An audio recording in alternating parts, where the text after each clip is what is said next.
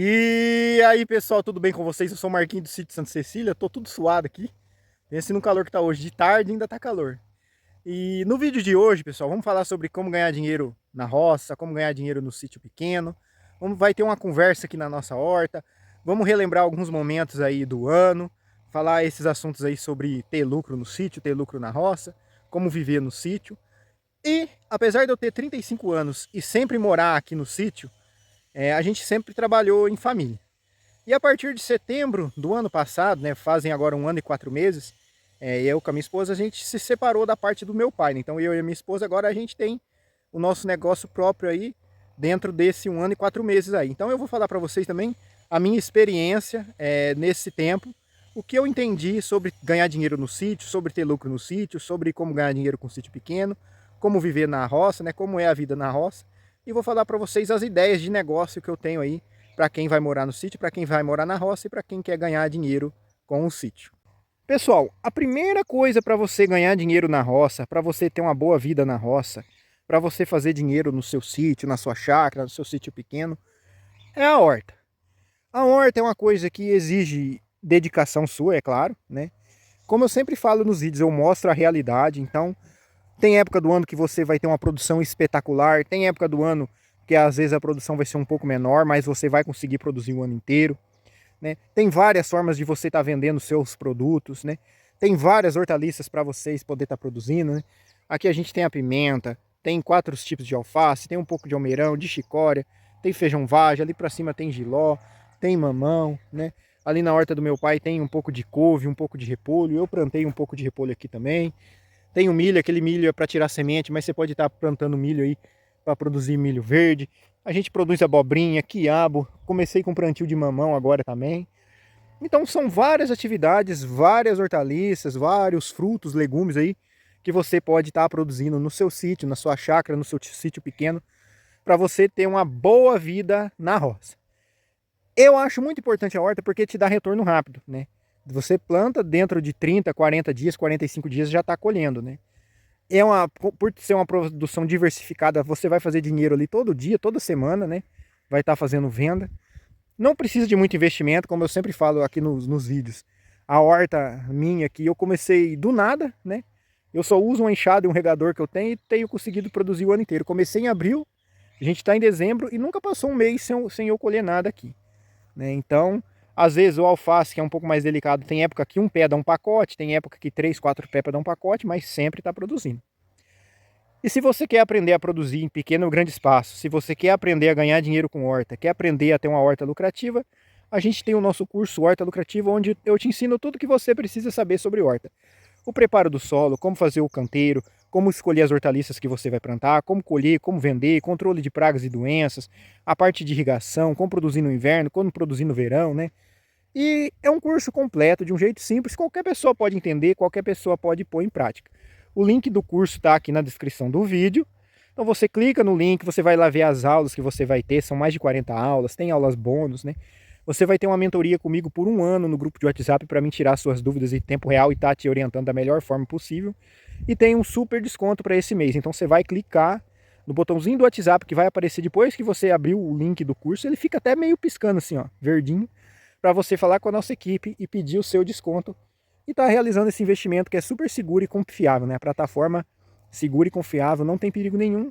E dentro de 40 dias aí você já vai estar tendo retorno do seu investimento com sua horta produtiva. Eu garanto que você vai produzir com o espaço que você tem, com o recurso que você tem, com o tempo que você tem.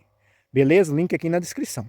Continuando sobre a horta, né, o assunto, então, para ganhar dinheiro na roça, a primeira coisa que vem na minha cabeça é a horta, por causa do baixo investimento, a facilidade de venda, a possibilidade de você lucrar o ano inteiro, todo dia, toda semana, e de você ter uma produção diversificada que vai ajudar na renda da sua família e na sua alimentação também, né? Porque você vai consumir muito daquilo que você vai produzir e vai deixar de estar comprando no mercado. Pessoal, agora vocês estão vendo eu menorzinho aqui, estão vendo a imagem amplificada aí, pelo seguinte, outra coisa que você pode ganhar dinheiro com o seu sítio pequeno, no seu espaço pequeno, para você ter uma vida na roça gostosa, uma vida saudável, é a criação de galinhas. Você pode criar galinha caipira, pode criar galinha ornamental, pode trabalhar com venda de aves, pode trabalhar com venda de ovos, pode trabalhar com venda de pintinhos, venda de matrizes reprodutores, né? Ovos galados, ovos para consumo. O esterco, muitas vezes que as galinhas vão produzir, você vai usar na horta. O que sobra da horta, você vai usar na criação de galinhas. Então eu recomendo você ter uma criação de galinhas, mesmo que for para o seu consumo, ou até mesmo comercialmente, para você ter aí uma renda na vida da roça, que combina perfeitamente com a horta. Então vamos listar aí as coisas que eu acho que tem que ter na roça. A horta, a criação de galinhas também. Uma outra possibilidade é a criação de porco caipira também. Não sei se eu vou ter imagem de porco para vocês verem aí, mas uma criação de porco caipira para o seu consumo, para você estar usando aí para vender, até para vender, também eu acho interessante. Criação de gado de leite também, mesmo que for umas 2, 3 vaquinhas, para você estar fazendo um queijinho. O soro do queijo você vai usar para os porcos, né? Uma coisa vai complementando a outra, também é muito interessante. Mesmo que o leite está em baixa, como o queijo não é commodity, o leite você não vai vender por um preço fixo, né? Você vai pôr o seu preço. É lógico que às vezes vai ser mais difícil de vender, mas sempre tem comércio para todo mundo. Então as vaquinhas de leite lá, as cabras, dá um pouco de trabalho, mas a cabra leiteira também é muito bom, o leite é saudável. A molécula de gordura do leite de cabra ela é menor, então faz de mais fácil digestão. É bom para criança, é bom para gente com colesterol, com diabetes, para quem tem intolerância de lactose. Então a criação de cabras aí também vai ser saudável para você estar se alimentando e estar produzindo aí e também vender, né? O leite de cabras, mesmo que você vender um pouco mais barato, que a gente quando produz, geralmente quem vem atrás é pai de família que precisa para criança, né? E às vezes a gente acaba vendendo um pouco mais barato, né? Mas é que você vender a R$10 o litro de leite, se você tiver uma cabra de leite, as nossas não são de leiteiras, né? São mais para pet, mas eu quero mudar isso. Se você tiver a cabra de leite, uma cabra vai produzir em média de 3 litros, né? Uma cabra boa de leite, em torno de 200 dias no ano, uma cabra leiteira. Então ela vai produzir 600 litros de leite no ano. Se você vender a R$10 o litro, dá R$6.000. Mesmo que gastar metade com alimentação, remédio, esse tipo de coisa, ainda te sobra 3 mil por cabra no ano, né? Já pensou se você tiver aí 6 cabras, você já vai conseguir ter um lucro aí de 1.500 por mês. Se eu fiz a conta errada, vocês me corrigem aí nos comentários. Então a outra fonte de renda, que vai complementar aí, pode usar o esterco na horta, dá trabalho, mas é outra coisa que você pode ter aí no seu sítio para você ganhar dinheiro com a sua roça, com a sua chácara e ter uma vida na roça de alegria. Para janeiro, pessoal, vai sair um vídeo bem mais completo. Eu vou falar várias formas de você estar ganhando dinheiro no sítio. E toda segunda-feira, na nossa nova programação de janeiro, vai ter vídeo com dica para você ganhar dinheiro no sítio. Então se inscreva no canal, ative o sininho das notificações para você não perder quando tiver um vídeo novo aí no canal, né? E eu vou usar algumas imagens aqui agora que eu fui lá na queijaria Bela Vista. Eu demorei 17 anos para realizar o sonho de conhecer uma queijaria. E eu postei os vídeos já divididos, eu vou postar alguns trechos aqui para vocês também, para vocês verem como que foi essa visita aí, né? E o que eu aprendi lá sobre queijo. Só para vocês terem uma ideia do quando eu falo de produzir leite, é lógico que aí você vai ter que ter um investimento maior, né? Tem que atender a legislação, tem que ter tudo certinho, então vai ser um custo maior. Não é você produzir um queijinho para o consumo, mas dá, né? É o meu sonho de ter minha queijaria.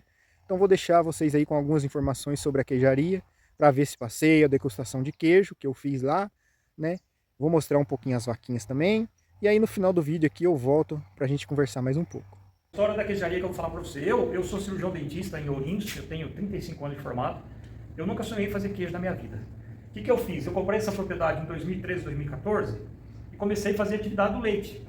Só como a atividade do leite é um pouco complicada, depois de 4 anos eu resolvi fazer queijo. Como é que eu fui fazer queijo? Eu fui no Google, coloquei lá como fazer queijo. Aí eu peguei a receita do queijo fresco, fresco fiscal, e aí que eu fiquei sabendo que 10 litros de leite dá 1 kg de queijo. Então, me surpreendeu a quantidade de soro que sobrava, 9 litros de soro aproximadamente. Falei, o que eu vou fazer com esse soro? Eu coloquei no Google lá, o que fazer com soro? O soro dá para fazer ricota, cottage, whey protein, bebida láctea, e dá para fazer doce de leite à base de soro, que é o que eles chamam de doce de leite proteico. Aí eu pensei em fazer o queijo fresco e o queijo e o doce de leite à base de soro. Fui conversar com um amigo lá de Ourinhos que comercializa esse tipo de produto, né, que é o doce de leite à base de soro para confeitarias e para padarias. Aí ele me falou, Luiz, não faz isso não, porque o queijo fresco não agrega valor e o doce de leite à base de soro também não agrega valor. Faz queijo maturado. Aí eu comecei a estudar os queijos maturados. E ele falou assim para mim na época, faça um parmesão, um golden brie. Eu comecei a estudar os queijos, a receita que eu mais gostei foi a receita do tipo parmesão. E aí eu comecei a desenvolver os queijos. Eu pegava o leite aqui de sábado à tarde, levava para minha casa em Ourinhos e fazia os queijos lá em Ourinhos. Errava, acertava, perdi muito leite, perdi muito queijo. Mas os que eu consegui ter sucesso, eu fui maturando na despensa de casa. Depois de um certo tempo de maturar os queijos, nós fizemos uma reunião em casa e abrimos esses queijos. Aí foi uma surpresa para todo mundo. Aí foi o momento que eu pensei em fazer a queijaria. Vim na Vigilância Sanitária aqui de Ribeirão Claro, na Secretaria da Agricultura, e falei que eu queria montar uma queijaria. Aí me informaram que não tinha legislação para queijaria aqui no Paraná. Que eu teria que montar um laticínio. E eu não tinha dinheiro para isso, não tinha verba para isso. Aí o que eu fiz? Eu fui pesquisar no Google também, legislação para queijaria, e descobri que tinha uma legislação sancionada pelo governo do estado do Paraná em 2018, e que pleiteava tudo quanto que é queijaria. Aí eu falei, opa, agora então eu vou começar a fazer a queijaria. Paralelamente a isso, eu fui numa feira lá em Ourinhos um dia, e me convidaram para ir nessa feira, mas eu fui lá visitar a feira. E a pessoa que era responsável pela feira estava conversando com uma amiga, mostrando as fotos dos queijos, que foi feito lá em casa. Ela falou, deixa eu ver esse queijo. Aí eu mostrei para ela. Ela falou, ó, aqui na feira não tem queijo. E ela me desafiou, ela falou assim para mim, você não quer trazer os queijos artesanais aqui na próxima feira? Que iria acontecer daí 3 meses, daí mais 6 meses. Foi quando que eu falei para ela assim, ó, eu não posso vir daqui 3 meses, eu vou vir daqui 6 meses, porque esse queijo aqui, ele demorava 60 dias para maturar. O que eu fiz então? Depois eu te mostro ali, eu fiz um quartinho aqui, uma cozinha, e aí eu fazia os queijos aqui. Quando eu percebi que estava faltando 6 meses para a feira, eu fiz uns 10 queijos desses. Quando estava faltando uns 4 meses para a feira, eu fiz uns 20 desses. Quando eu percebi que estava faltando uns 60 dias, 70 dias, eu fiz mais ou menos uns 50 queijos desse aqui. E aí eu fui para a feira. Só que eu falei assim, eu não posso chegar nessa feira sem uma identidade. Então eu falei assim para as pessoas, né, ou para mim mesmo, né, vou criar uma identidade. Eu desenhei o Morro do Gavião, o Morro da Rovina e o Morro do Cantagalo. São 3 morros famosos aqui em Ribeirão Claro. E eu chamei a queijaria de Bela Vista porque pega a vista da serra ali, que é uma vista muito bonita. Por isso que a queijaria chama Queijaria Bela Vista. Tá? E eu ia colocar os nomes dos queijos de acordo com o morro. Um ia ser chamado Rovina, mas aí me falaram assim, ó, não pode chamar de Rovina porque Rovina é o nome de uma família. O outro vai chamar Gavião. Aí o pessoal falava assim, mas Gavião não tem nada a ver com queijo. Né? Gavião representa a torcida do Corinthians, o palmeirense que vai comprar. É verdade. E eu justificava assim, não, mas Gavião é aquele morro lindo que tem na Ribeirão Claro, eu queria fazer uma homenagem para aquele morro. Eu faço voo de parapente, eu passo voando o voo livre, em cima do Gavião. É a coisa mais linda do mundo. Né? Aí faltava uma semana para a feira, eu falei, sabe que tem razão? Aí eu pensei assim, eu vou pensar igual o mineiro pensa, pensar simples. Esses queijos são queijos maturados, e o mineiro chama o queijo maturado de queijo curado. Tá? Então eu chamei esse mais jovem de Cura Júnior, tem 60 dias. Chamei esse aqui mais velho de Senhor Cura, que tem a senhora maturação. Então hoje a gente deixa 8 meses. E esse aqui eu chamei de Cura. Então para mim ficou a representação da família Cura. Cura Júnior tem 60 dias de maturação, o Cura tem 4 meses de maturação e o Senhor Cura tem 8 meses de maturação. Nessa feira, a turma me perguntava muito se esse queijo aqui era um queijo meia cura, era o meia cura da canastra, né? Que aparece muito propaganda na televisão lá que o queijo canastra tem o leite cru, tem o pingo, né, e tem o fermento. Falei, não, esse queijo é um queijo maturado. Queijo que fica na prateleira acima de 60 dias, ele é um queijo maturado. Então, aí eu desenvolvi um outro queijo, desenvolvi esse queijo aqui, que ele é feito de leite cru, o leite não é pasteurizado, né? Ele é feito na mesma forminha do Cura Júnior, porém ele diminui de tamanho e alarga um pouquinho mais. E aí eu tinha que colocar o nome nesse queijo, que ele não poderia entrar na família dos maturados, porque esse é o nosso meia cura. Aí a minha filha teve a ideia de fazer uma homenagem para o meu pai, que o apelido dele é Zeca, então nós colocamos o nome desse queijo de Zeca, que é uma homenagem para o meu pai. E nisso veio a pandemia, né? Eu construindo a queijaria, a pandemia meio que no meio ali, nós produzimos pouco queijo, mas a pandemia passou. E lá na época da feira, as pessoas perguntavam, pode visitar? Eu falava, me liga antes. Mentira, eu não tinha queijaria. Eu fazia na minha casa. E nesse período da pandemia, foi o período que eu comecei a construir a queijaria, meio de estruturar. Quando a pandemia deu aquela folgada, eu já estava com a estrutura mais ou menos pronta. Né? E aí nós começamos a participar de alguns concursos. Todos os nossos queijos são queijos premiados no concurso internacional de Araxá, no Mundial do Queijo em São Paulo, nas 2 últimas edições que tiveram, num concurso Queijos Paraná de Curitiba, no 7º e 8º Queijo Brasil. Então tem algumas premiações. E isso traz bastante gente para vir comprar o queijo, né? Ribeirão é uma cidade bem bonita, uma cidade que o turismo está em alta. Então hoje muita gente vem até aqui a queijaria para provar os queijos, para fazer degustação e, na verdade, comprar os queijos. E tem algum fator aqui da região que ajudou na qualidade dos queijos? Ô Marcos, eu acho que tem, tá? Eu acho que o microclima aqui da região ajudou muito. Por quê?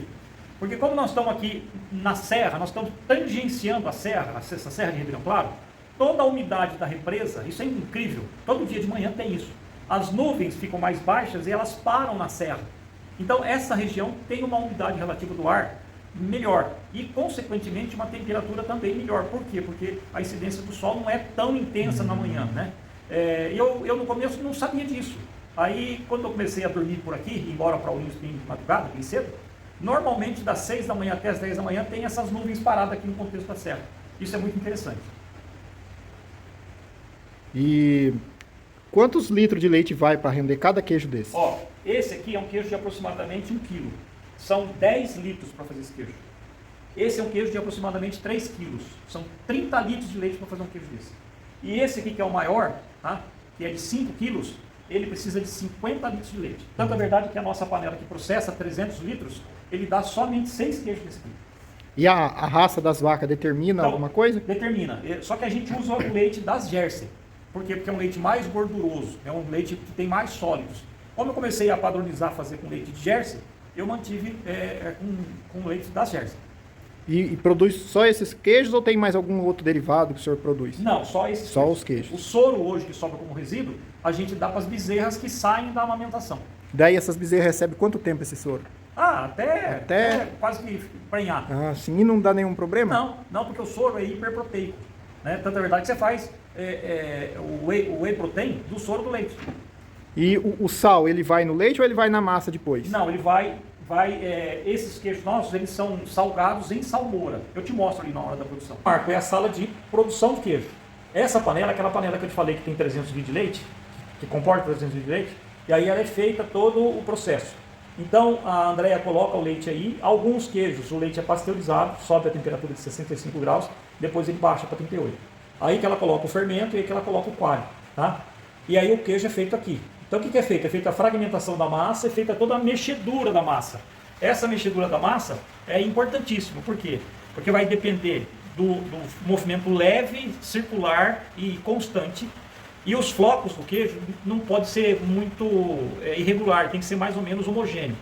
A gente faz um flocos grande quando você quer um queijo macio, a gente faz um flocos bem pequenininho, parecendo um grãozinho de feijão, quando você quer um queijo mais seco. Então, os nossos queijos, por exemplo, o queijo Zeca, é feito um fragmento grande, porque vai ficar um queijo mais aquoso e mais macio.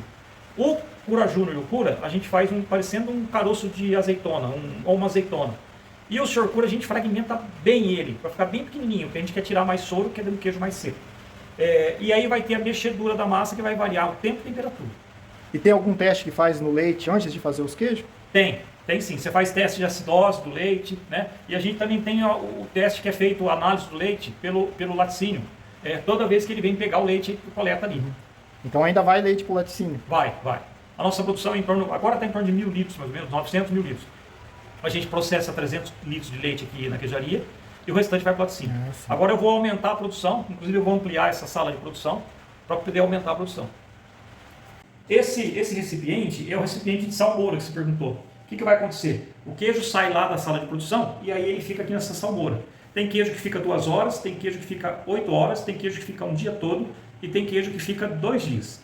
Depois que ele sai da salmoura, aí ele vai para a sala de maturação. Tá? Esses queijos, eles recebem todo um cuidado. Pode ver aqui na madeira, ó, forma um biofilme na madeira. Então a maturadora vai virando esses queijos todo dia e ela vai limpando aquele mofinho branco que vai ficando ali. Tá? Essa maturação é fundamental e é importante. Por quê? Porque você precisa de uma umidade relativa da sala em torno aí de 85% de umidade relativa do ar, que fica os nossos queijos.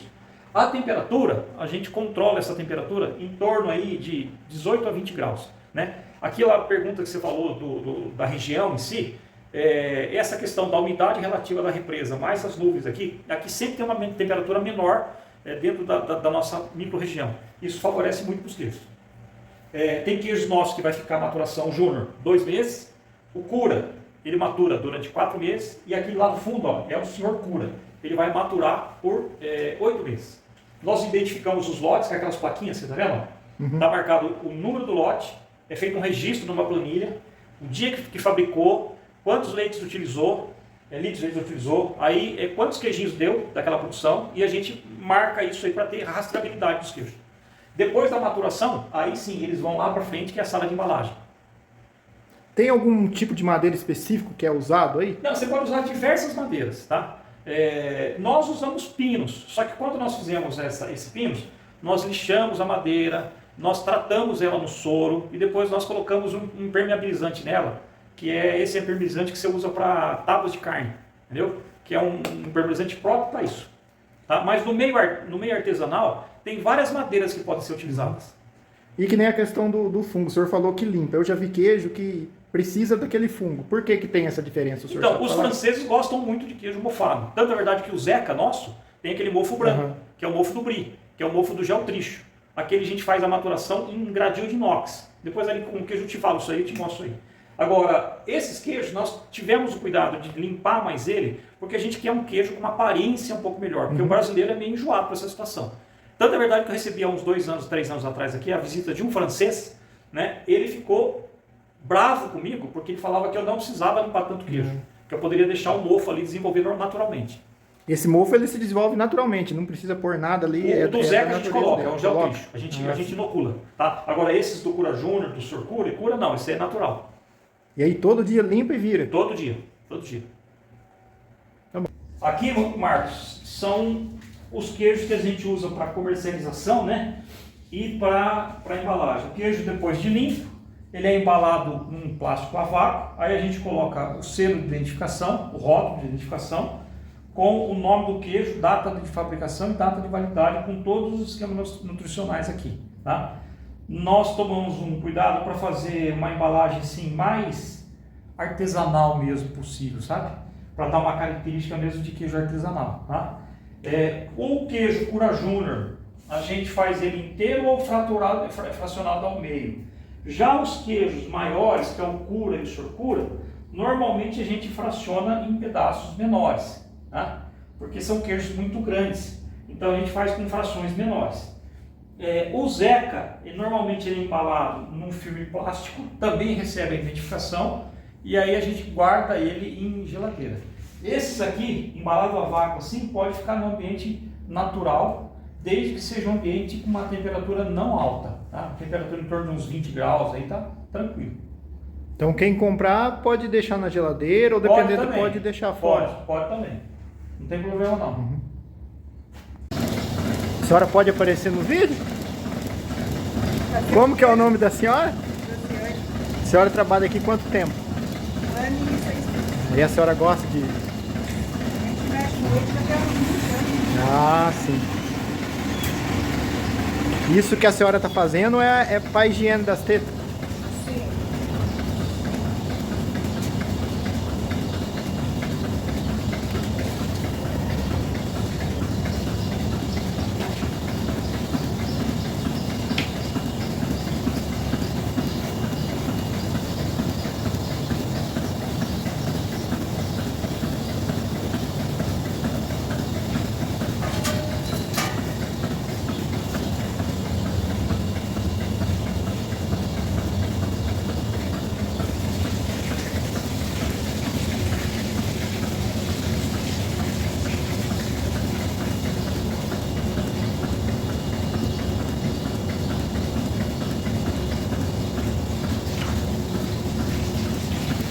Você pode aparecer também?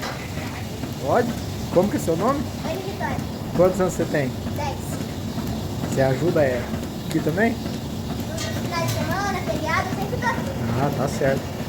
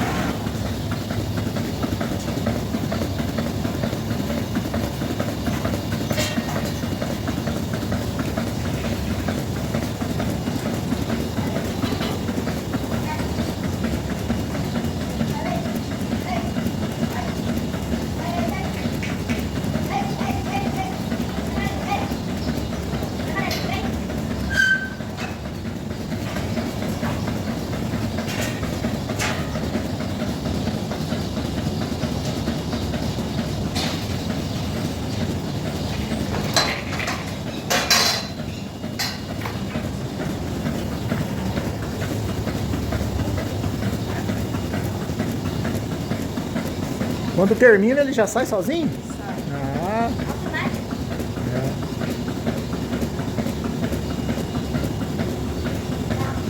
foi. Quanto cada vaca tá produzindo de leite? Ah, dá mais de 15 litros por vaca cada uma. Nas duas ordenhas. É sempre assim, sempre aguda mais que a vaca. E o leite ele sai daqui, ele vai direto pro resfriador? Tá bom. Ó, obrigado, viu? Nada. Deus abençoe. Amém. Depois se o vídeo ficar pronto, eu mando pra ele e peço pra ele mostrar pra vocês. Tá. Agora nós vamos iniciar a degustação. Nessa tábua de queijo aqui, Vou mostrar nós o temos da esquerda para a direita os nossos 4 tipos de queijo. Esse é o queijo Zeca, esse é o queijo Cura Júnior, que corresponde a esse aqui corresponde ao Cura, e esse aqui corresponde ao Senhor Cura. Então, esse primeiro queijo aqui corresponde ao Zeca. É um queijo de 21 dias de maturação. E lembra que você me perguntou do mofo? Uhum. Ó, porque ele é mofo todo branquinho. Por quê? Porque a gente borrifa o mofo nele, que é o gel triste, é o mofo do brie. E aí ele matura num gradil de inox, por isso que ele fica com esse formato. Esse queijo, a hora da fabricação dele, a gente coloca lá o leite, o coalho, o fermento. Ele não é pasteurizado, o leite é leite cru. Aí a Andréia faz o floco grandão assim, dá uma leve cozinhada na massa, bem devagar e bem por pouco tempo. Aí fica aqueles flocos no meio do soro. Ela pega com uma canequinha os flocos e vai colocando na forminha. O soro vai escorrendo, ela vai dando uma ajeitadinha nos flocos de leve com a mão. Aí ele recebe uma leve prensada, muito pequena e sem peso. Depois ele sai da forminha, vai na bancada, fica 2 horas na bancada, e depois sai da bancada, vai para aquele galão de salmoura, que é uma salmoura 20% que eu te falei. 100 litros de água e 20 kg de sal. Esse queijo fica na salmoura só por 2 horas. Por quê? Porque a gente quer que esse queijo forme uma casca de proteção extremamente fina. Tá? Você pode ver a finura da casquinha do queijo, certo? Outra coisa, esse queijo apresenta oleaduras. Por que ele apresenta oleaduras? Porque ele não foi prensado. Ele foi só encaixado ali, aqueles flocos ali. E esse queijo, é um queijo que ele tem mais elasticidade. Aqui você vê uma oleadura boa. É um queijo bem elástico, bem macio. E aí você até consegue apertar ele, uma massa bem bacana. Quando você faz esse movimento aqui, ele fica meio que elástico. E aí você vai sentir o aroma dele. Como é um queijo jovem, tá? Você vai sentir um aroma lácteo. Como se tivesse assim um sorinho do leite, entendeu? Mas quando você pega o queijo para comer, você vai perceber que ele é um queijo macio, leve, tá? Muito agradável no paladar. Pode comer com a casca? Pode. A casca dá um pouquinho mais de picância, tá? Gostaria que você provasse. Tem o cheiro do leite fermentado.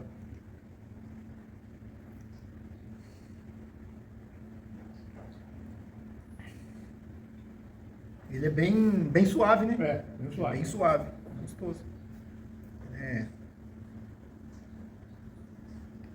Eu não sou muito especialista em queijo não, mas é muito bom. E eu achei ele suave, é cremoso. O que acompanha bem ele? Essa geleia aqui, Esse aqui? Essa geleia é uma geleia de amora. Experimenta, Marcos, pra você ver. Combina com ela e harmoniza bem. E com café. Café. Café vai muito bem também. Então, para tomar café da Isso, manhã. esse queijo é para isso. Café da manhã, um cafezinho da tarde. Nossa, entendeu? que delícia. É bom, hein? Você viu como é que harmoniza bem? Muito bom. Perfeito. Falar dos queijos da família Cura. Inicialmente nós vamos falar do Cura Júnior e do Cura. São feitos da mesma maneira, idênticos. Tá? Coloca-se o leite na panela, pasteuriza-se o leite, aí coloca o fermento e o coalho. Quando ele coagulou, a queijeira vai fazer a fragmentação da massa, ele faz um flocos parecendo assim uma azeitona. Aí ela vai fazer a mexedura, tá? Nesse caso, feita a mexedura até mais ou menos uns 42, 43 graus, com um tempo um pouquinho maior, porque a gente quer que tire um pouquinho mais de soro, ela vai colocar uma plataforma de inox na panela, vai empurrar a massa para cá, para a massa ficar retida aqui, e abre o registro da panela, o soro sai. Aí nesse caso ela deixa essa massa meio que descansando ali, ela dessorando ali. Chega num certo ponto que a temperatura está ideal, ela corta a massa com a faca e vai colocando na forminha, tá? O Cura Júnior, ela põe na forma menor. Quando ela vai fazer o Cura, ela põe na forma maior. O Cura Júnior fica nessa forma que ela vai ser prensada. Então, a gente coloca 1, 2, 3, 4, 7 forminhas, põe um peso em cima. Depois de 1 hora vira. A forminha que está em cima vem para baixo, a que está embaixo vai para cima. E vira o queijo dentro da forminha. Prensa mais 1 hora. Aí, depois de prensado, ele vai para a bancada. E na bancada ele fica a noite inteira para sofrer o processo de fermentação.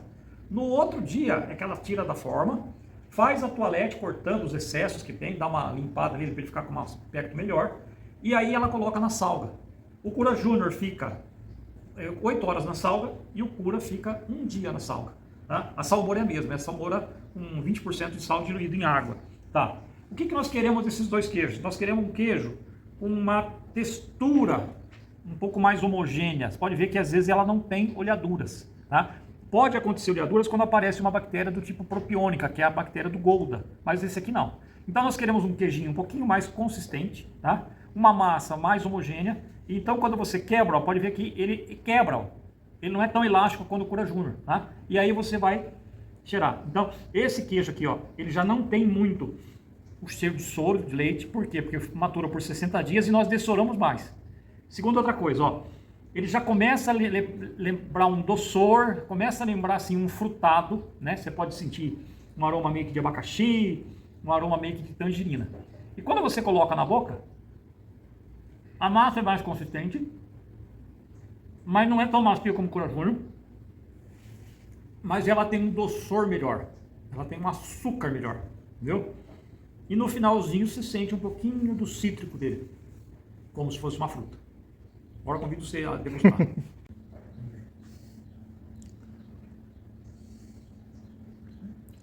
O cheiro é bem suave também, né?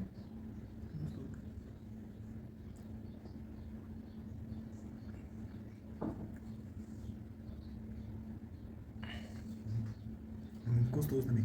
Esse aqui, qual que é o acompanhamento dele? Pode ser a de uva também. De amora? E pode ser a de amora. A de amora, isso. A de amora. Aquela do meio também fica boa.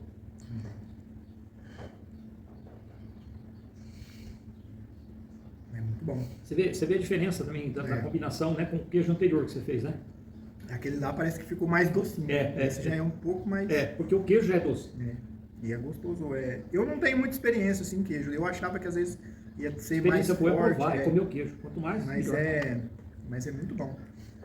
É uma coisa que dá vontade de... Esse é de maracujá? Maracujá, com pimenta. Já vai harmonizar um pouquinho melhor. Nossa, perfeito. Agora, esse queijo aí, o Cura Júnior, ele é muito bom com vinhos brancos. Sim. Cabernet Sauvignon Blanc, entendeu? Às vezes um torrontés, bem geladinho, tá? Aquele ali o senhor falou que é bom pro café da manhã. Esse aqui, tem alguma ocasião especial? Um aperitivo com cerveja, cervejas artesanais, esses vinhos que eu te falei, entendeu? É interessante. Para culinária também pode servir ele. Bom, Ora, Marcos, nós vamos falar do Cura. O Cura, ele é um queijo de 3 quilos e ele vai sendo virado, né? E vai sendo limpado. Por ele ter essa movimentação, o centro dele aqui é que vai ficar a parte mais homogênea do queijo. É o que nós chamamos de coração do queijo. Os europeus fazem muito o seguinte: corta lá o queijo, tira o pedacinho dele, põe numa latinha pequenininha assim e cobra caro pra caramba. Aqui no Brasil, um dos queijos mais famosos que a gente tem é o faixa azul. Então, o faixa azul você pode comprar aqueles tabletezinhos do faixa azul, que é o centro do queijo, o miolo do queijo, ou você compra a fração, que vem a casca e mais a parte nobre do queijo internamente, ou você compra o parmesão ralado. O que é o parmesão ralado? É a casca do queijo ralado. Tanto é verdade que vem naqueles saquinhos blindados, eles colocam inoculante para não mofar. Tá? Bom, nós cortamos o queijo assim, ó. Por quê? A casca é essa parte posterior. Ela vai daqui para lá a incidência do sal, tá? Porque ele vai ser por difusão, ele vai difundir daqui para lá. Então nós vamos ter no centro do queijo uma coloração mais clara e na periferia do queijo uma coloração um pouco mais alterada, tá certo? Então o que vai acontecer? Ó, nós vamos quebrar esse queijo agora aqui, ó. Ele vai quebrar, ó, tá? Vamos sentir o aroma dele, ó. Você já não sente mais o lácteo, tá? Sente bem o frutado dele, é o floralzinho dele, o frutado dele, certo? E quando você vai colocar para provar na boca, ó, a massa dele é uma massa macia, tanto quanto do Cura Júnior, só que quando você começa a morder ele, você sente um doçor mais intenso, um açúcar mais intenso, e você leva mais tempo para mastigar. Quando você mastigar ele, a língua automaticamente sobe no céu da boca e ela forma um amanteigado na boca. Por que aconteceu tudo isso? Porque na verdade é o seguinte: queijos com 4 meses de maturação já foi degradado o açúcar, a lactose, que é a polêmica de tanta gente aí. Então quem tem intolerância à lactose pode comer queijos maturados porque o processo de maturação quebra a molécula da lactose. Desculpa. E também esse queijo é mais amanteigado, por quê? Porque durante os 4 meses houve a degradação da gordura do leite, do lipídio do leite, tá? Ele se transformou em ácido graxo. Então o que acontece? Ele vai ter um gosto de mais manteiga. Por isso que ele tem uma picância assim um pouquinho maior no final e ele tem aquele amanteigado bem gostoso. Agora bom.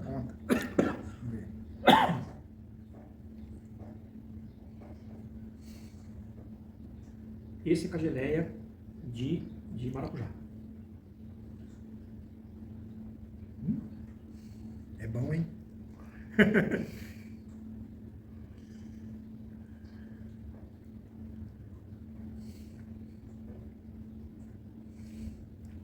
Ele tem bem um amanteigado bem suave, né? Uhum. Eu achava que às vezes esses queijos assim fossem ser mais picante, um sabor mais forte. E não é, é bem suave, é bem... eu não sei explicar, mas é leve, assim, a gente come um pedaço e dá vontade de comer outro.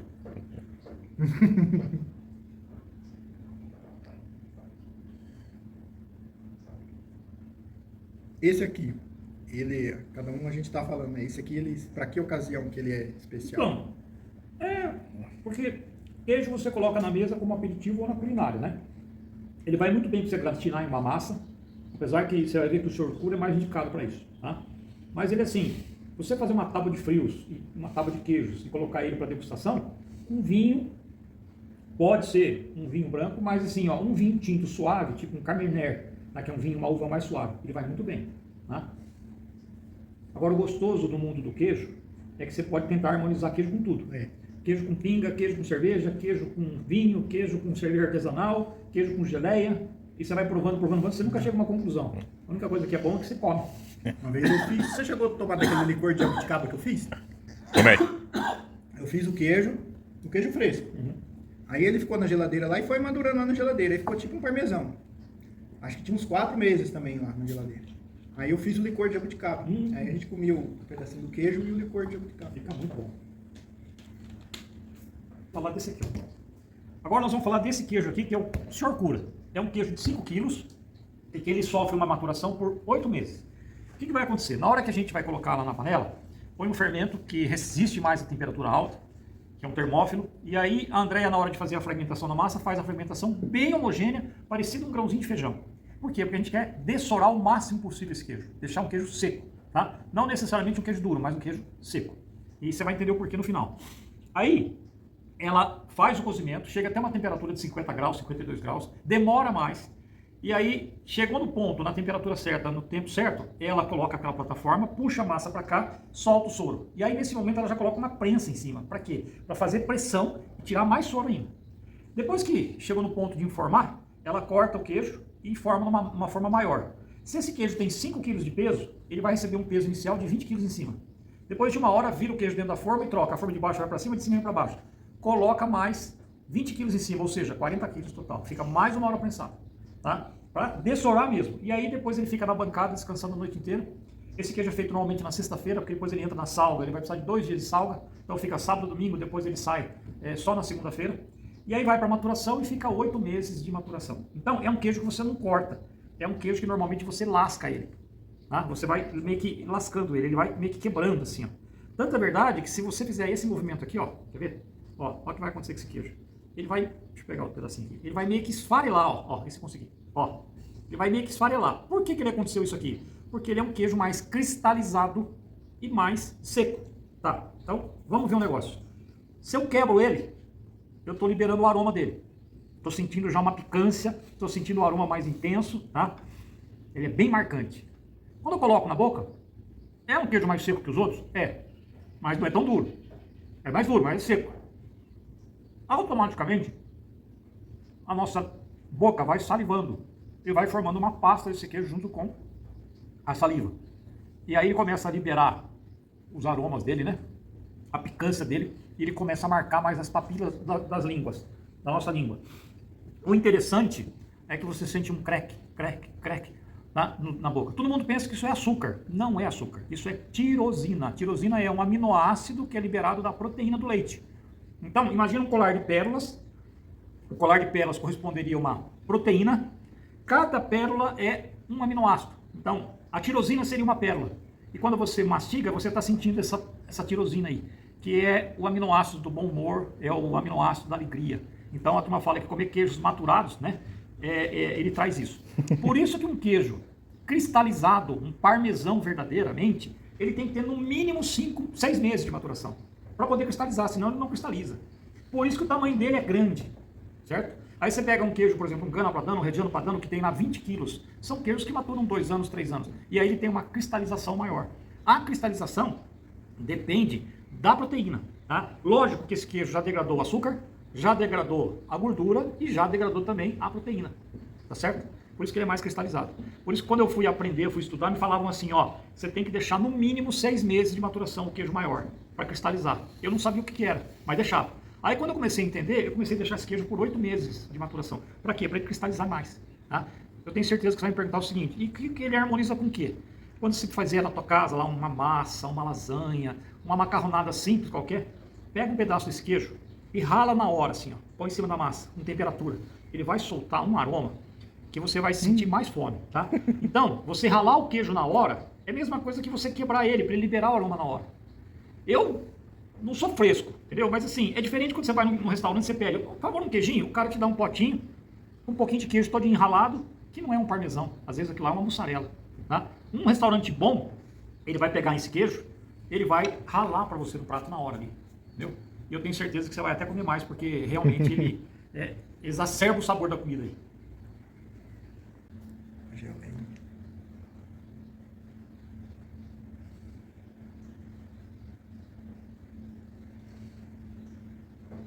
Você percebe a diferença? Chega a estralar no dente. Ó, esse fica melhor com a geleia de pimenta, tá? Para dar contraste. A geleia de pimenta. Mas ele parece que já é um pouco picante. Né? Ele é mais picante. Mas com a geleia de pimenta.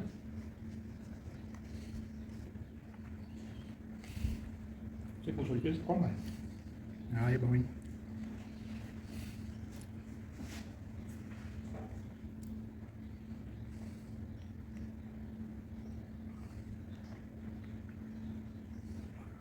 Que bebida que dá certo com ele. Então, aí, um vinho mais encorpado, né? Talvez aí um Cabernet, um Malbec, um Merlot, um vinho tinto. Eu também, Marcos, eu também não sou especialista em nada disso, cara. Eu só vou provando. Mas a aula que o senhor está passando aí pra mim já... Alguém já tinha gravado assim aqui ou não? Tem várias reportagens, tá?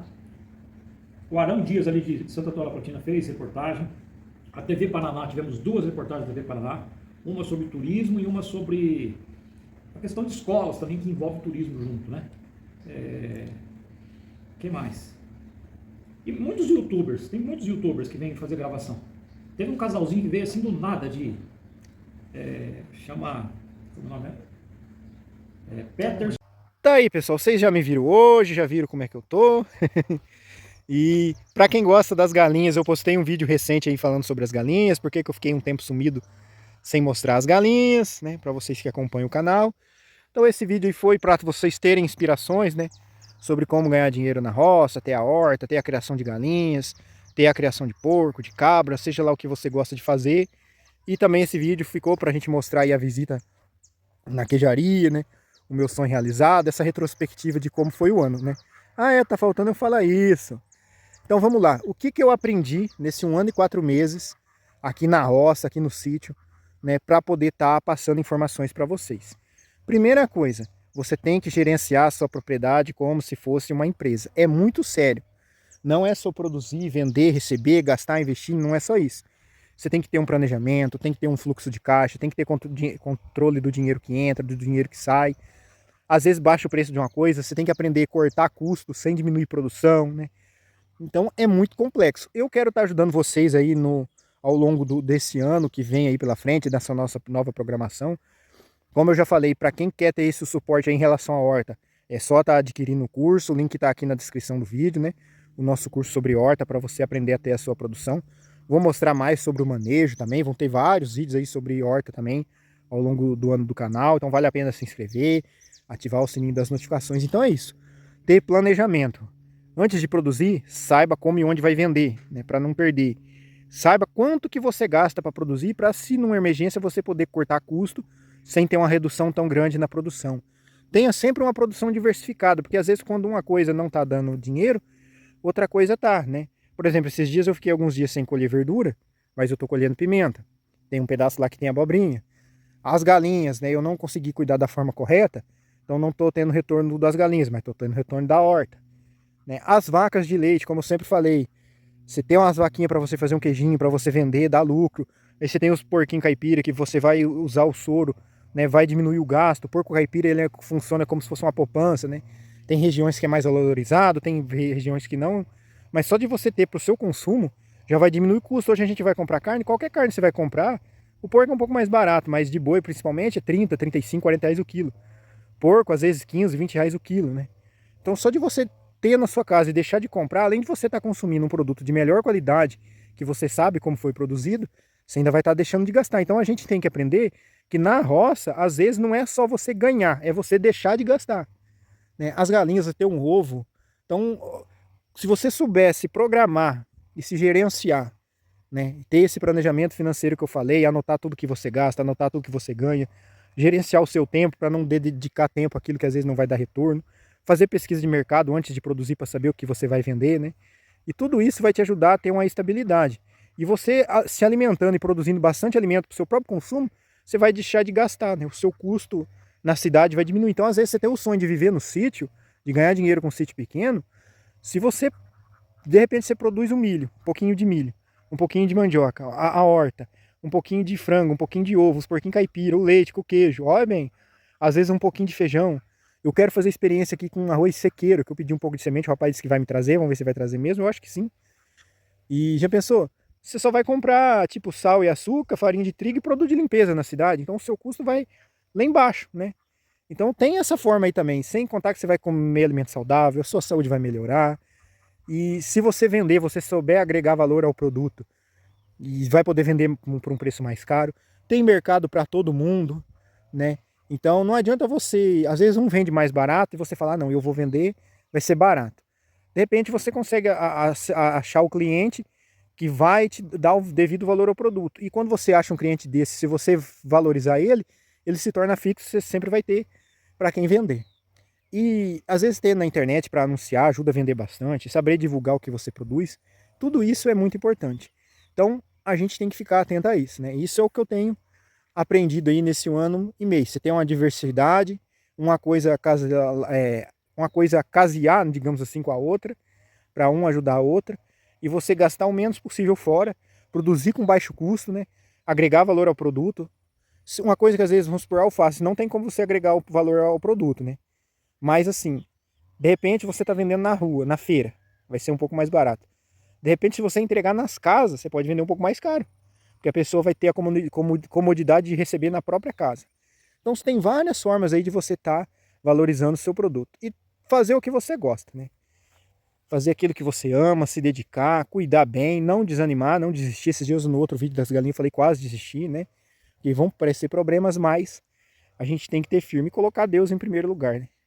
Deus à frente de tudo, tudo vai dar certo. Qualquer dúvida, pessoal, pode estar deixando nos comentários, pode estar perguntando que eu vou estar respondendo. Às vezes eu demoro um pouquinho, mas eu respondo todo mundo, né?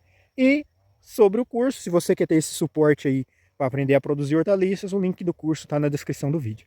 Esse foi o vídeo de hoje, pessoal, espero que vocês tenham gostado. Novamente, vai ter vídeo bem mais explicativo, eu estou preparando aulas assim em relação à vida na roça, atividades para você ter lucro.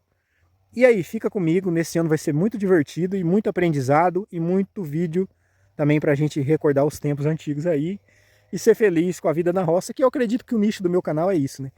Esses dias eu estava debatendo se o nicho do meu canal é galinha, é horta, mas eu acredito que é a vida na roça, né? A horta talvez seja o principal, as galinhas, as vacas, as cabras, mas a vida na roça no geral.